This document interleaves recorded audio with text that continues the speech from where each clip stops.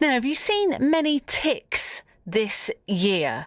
Olivera Marshall from Brixham is living with the results of a tick bite which gave her Lyme disease. It's totally turned her life upside down. I'm so pleased she's with us on the show this morning. Good morning to you.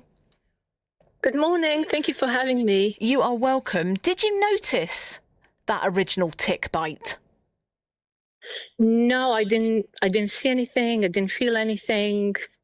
Absolutely nothing. It was only 2 weeks later that I've started feeling unwell in myself, and I was going to bed, and then I noticed a rash on my abdomen. And in the morning when I woke up, I've noticed that my rash grew. It almost doubled in size, and I remember thinking, "Oh, I better call my GP," and I did. And she put me on antibiotics, and that's where my story begins, really.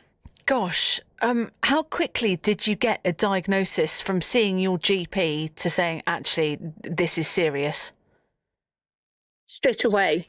Okay. So I've sent a picture of my rash. I've had a typical bullseye rash, but we need to remember that not everybody's rash looks like that, and not everyone develops rash who's bitten. So we need to remember that. But I was treated immediately. So my GP recognized that that's bullseye rash, and she put me on antibiotics straight away. So there was no delay in my treatment. However, I wasn't getting better. I still, for whole months, I still had fever. I was still feeling unwell. Did you feel, I am. Yeah. Did you feel like you had the flu? Because Sophie from Devon County Council was saying sometimes it's like flu-like symptoms. Yes, correct. That's exactly how I felt. First, I started feeling a little bit under the weather. Then fever, exhaustion, muscle and joint pain, stiff neck. I had stiff neck for 5 days. I couldn't quite move it. Then I was nauseous, feeling like I could, just feeling sick, feeling quite right. Chills and fever. Pins and needles in my hands and numbness in my arms and legs. Those were my kind of symptoms that I had first week, and then just feeling worse and worse. How are you now? I am sitting in my bed talking to you. Oh, gosh. Feeling absolutely exhausted, and I'm really struggling. I'm really, really struggling. Mornings tend to be when I'm feeling a little bit better in a day, but not always. But I'm still struggling very much. It's awful battle every single day, and then day to day, week to week, month to month, it's going up and down, up and down. Sometimes I feel worse, and it's just horrible. Some days I can't walk, talk, read, write, nothing. Other days I manage a walk. So, but it's very debilitating. Before, you were studying accountancy before you got sick. Can you tell me a little bit about your life before this? Were you out and about doing things, socialising? I know. I was like, oh, wow. I was so active. I was studying accounting. I was volunteering at primary school. I had 2 kids, so our lives were generally very, very busy. I was a social butterfly. I had friends. I loved dancing and baking. I was a baking queen. I cooked and baked for everybody. I can't do any of those things anymore. So... Oh, gosh, I'm so sorry. Oh, my goodness me. So from doing loads to now, you're doing this, and thank you, from your bed. Had you heard of Lyme disease before all of this?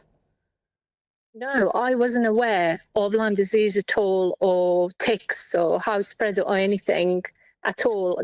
I've never seen or read any information anywhere. And this is why we're having this interview, because I'm hoping that I will help others to be more aware and learn how to protect themselves and what to do in case they get bitten, so they don't end up being like me. At least in a tiny glimmer of light, you live in one of the most beautiful parts of Devon. So when you are fit, you can be by the sea. That must be a little bit of loveliness, and your family, of course, as well.